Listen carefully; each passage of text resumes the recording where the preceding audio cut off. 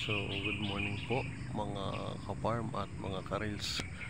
So, ngayon ay naandito po tayo sa atin pong day 1. So, ito po yung atin pong nakatapos lang na mag full bloom. So, ngayon po siya ay 30 dapi. So, ayan, pakita ko po sa inyo ha.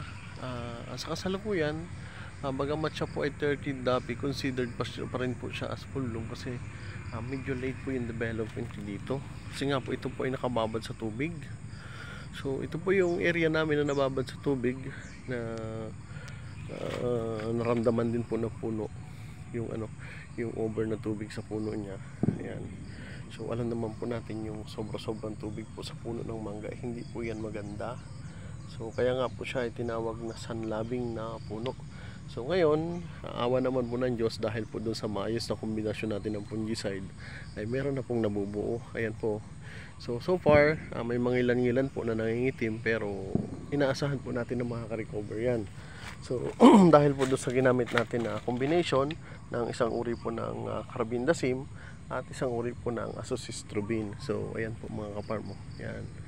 So naniniwala po ako na kung hindi po natin nagamit ng tama ang atin pong mga fungicide ay medyo mahihirapan po tayo sa pag-develop ng atin pong mga butil. So kasi nga po during first shot hanggang sa pagpapabaon po namin ay nakalubog po sa tubig ang mga puno po ng mangga na ito. Nasa kasalukuyan po ay ngayon lang po nag-headcut yung tubig. Ayan po. Ngayon lang, pero yung dulo po na yun may tubig pa rin po doon mga ka-farm. So kaya blessing in disguise din po na during that time ay malinis na po, wala na pong tubig ito pong ating area. Ayan. So kung mapapansin niyo po yan, medyo umitim po talaga yung bulaklak natin.